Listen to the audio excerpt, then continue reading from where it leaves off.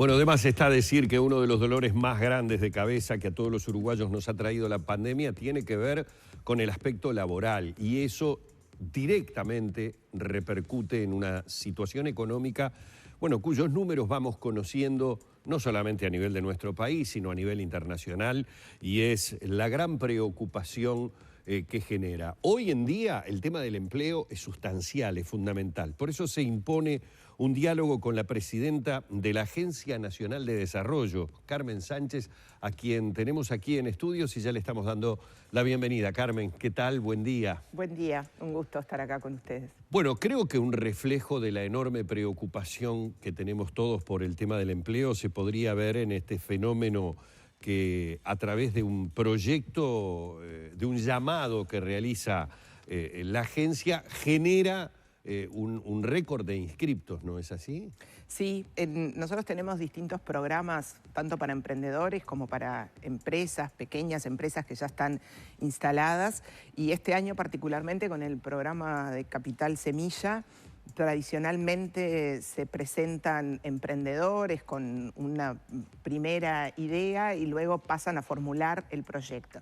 Y en esa formulación de proyectos, en esta segunda convocatoria, que inclusive estuvimos evaluando si realmente lanzábamos o no esta segunda convocatoria, si la gente estaba con el espíritu y el ánimo de emprender, y hemos tenido casi el doble de proyectos que se presentan a formular su proyecto, y bueno, en este momento están comenzando las etapas de evaluación. Tuvimos 92 proyectos formulados que se presentaron, y bueno, y es un número sumamente importante, sí, para la agencia. Para tener idea, cuando hablamos de emprendimientos y de proyectos, ¿de qué rubros o de qué cosas podemos estar hablando? Como a modo de ejemplo, para tener idea de repente de alguien que recién se está enterando de esto y dice, yo podría calificar para algo así, mi emprendimiento.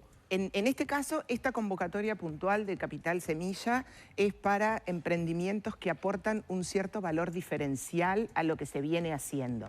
Esto, cuando hablamos de valor diferencial, son emprendimientos que hacen las cosas de una manera distinta a como se viene haciendo. O innovan o modifican el proceso de producción, o cambian la forma de venta, incorporan un nuevo canal de ventas, o desarrollan, empiezan a producir un producto en una región del país, porque esto obviamente es una convocatoria nacional, en una región del país que antes ahí no había nadie que lo estaba haciendo, incorporan algo local. Tenemos, por ejemplo, hay muchísimos, ¿no? Fueron muchos los emprendedores, pero ahora recuerdo el caso de una empresa, Chocomarfis, que hace unos chocolates con frutos autóctonos en Rivera, por ejemplo. Es una señora, bueno, y tiene ahora ya un equipo trabajando, entonces es chocolate, no tiene nada innovador, pero en Rivera cuando comenzó no había una fábrica de chocolates y tampoco había con frutos autóctonos de nuestro país. Entonces, en realidad son emprendimientos que no estamos buscando la gran innovación. Claro. Sí que tengan algo diferente a lo que se viene haciendo. Bien. ¿En qué situación está la gente que decide emprender en estas épocas, ¿no? Puede ser una alternativa a otras vías que se han cortado, pérdida de trabajo o baja de trabajo. ¿Cómo llega actualmente la gente a emprender? En general, los emprendimientos pueden ser considerados tanto emprendimientos por necesidad, que le llamamos, o emprendimientos por oportunidad. Y en épocas de crisis generalmente pasa que los emprendimientos por necesidad aumentan. Cuando la demanda de trabajo es más alta y no hay problemas de empleo, digamos, muchas veces lo que surge es el emprendimiento por oportunidad, porque bueno, encontré una oportunidad de negocio, vi una beta, un nicho que puedo por ahí crecer y me lanzo. Mucha gente deja incluso su empleo formal como dependiente establecido y comienza a emprender. En épocas de crisis es normal, pasa siempre en la historia, que los emprendimientos por necesidad, aquellos que se quedaron sin trabajo y le buscan una vuelta, aumentan. De todas maneras, en este caso, además, un aspecto que hemos encontrado es también la reconversión de muchos emprendimientos. Hay nuevos, pero también es verdad que hay emprendimientos que se reconvierten y que tenían pensado ir por un camino y la pandemia los llevó a otro. El caso de Feria Azul, por ejemplo, quizás ustedes lo conocen, que hicieron una plataforma, porque aparte al comienzo de la pandemia fue bastante publicitario, hicieron una plataforma para conectar los feriantes con el consumidor y que puedan... Nota de ese emprendimiento innovador. Sí. Ese emprendimiento iba por otro lado, no era iba por el lado de conectar el productor con el cliente, pero por otro camino, y se reconvirtieron en su momento. Estaba asociado muy al sector gastronómico en sus comienzos, y entonces, bueno, por ese lado, abril, mayo no iban a tener muchas ventas, y entonces se reconvirtieron y terminaron en un proyecto súper interesante que, bueno, es apoyado por la agencia también con un programa de Capital Semilla. Y en estos apoyos, ¿qué lugar tiene el público, no? Porque en crisis también hay menos personas con dinero dispuestas a gastar o a comprar a veces productos que no son de primera necesidad porque son más innovadores o porque...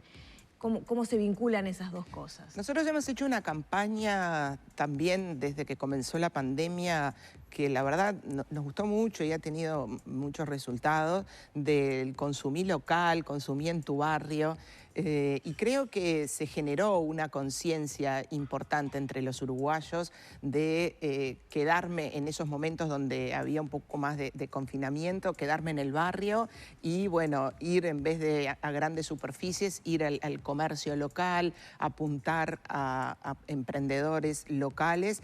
Y la verdad que, bueno, obviamente hubo baja como es en todas las actividades, pero creemos que las redes sociales además nos han dado un poco esa devolución, que ha sido una campaña buena y que el uruguayo se prendió a esto de consumir local y consumir uruguayo.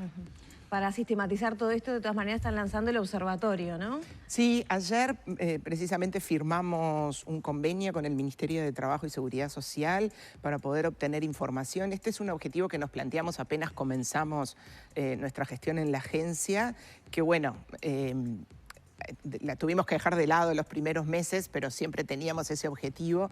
Las cifras de pequeñas empresas no están en ningún lugar. Uno no googlea pymes en Uruguay y le sale automáticamente las cifras. Es como que hay que recorrer varias instituciones para hacerse una composición.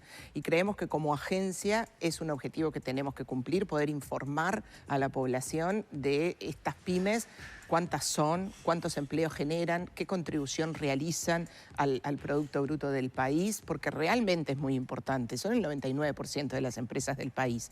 Eso lo tenemos, pero son cifras que a veces no están actualizadas o no podemos entrar a mirar más en detalle cosas como querríamos. Entonces estamos con este objetivo, el Ministerio de Trabajo es uno, firmamos también un convenio con el Instituto Nacional de Estadística y estamos ahora por concretar con la Dirección General Impositiva, que tiene toda la parte de ventas y evolución justamente de crecimiento de las empresas, así que esperemos para el año que viene poderlo tener conformado. Antes de pedirte en el final, explicabas bien el tema de la oportunidad, en definitiva, crisis es igual a oportunidad, se dice en marketing. Bueno, la oportunidad que genera el tema de la crisis, el tema de la pandemia, la reconversión por oportunidad o por obligación que tiene mucha gente.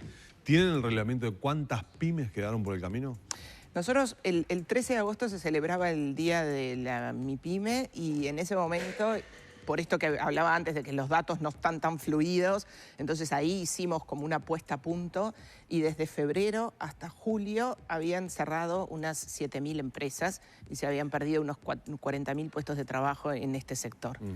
Es un número importante e impactante. Sin embargo, también es verdad que uno cuando hacía doble clic en ese número y profundizaba, la gran mayoría eran empresas unipersonales que tiene la ventaja, por la propia legislación y las cargas sociales, que uno abre y cierra la empresa cuando ve que no tiene actividad, declara inactiva la empresa y cuando vuelve a tener para facturar, la abre nuevamente. Entonces, también es verdad que las empresas unipersonales a veces no son un termómetro de la realidad del total de empresas del país. Pero sin duda, lo decíamos, apenas comenzó la pandemia, es el sector más afectado en general general las micro y pequeñas empresas no tienen espalda para hacer frente a una crisis, y hacia ahí estuvieron también destinadas muchas de las medidas económicas del gobierno en cuanto a créditos, subsidios y demás. Ya tenemos que cerrar. Para el año que viene, ¿va a haber más medidas de apoyo, más subsidios? En más general herramientas? estamos trabajando desde la agencia en esto, y sí, por supuesto que van a seguir. Y antes de terminar, déjame decirte una cosa, el próximo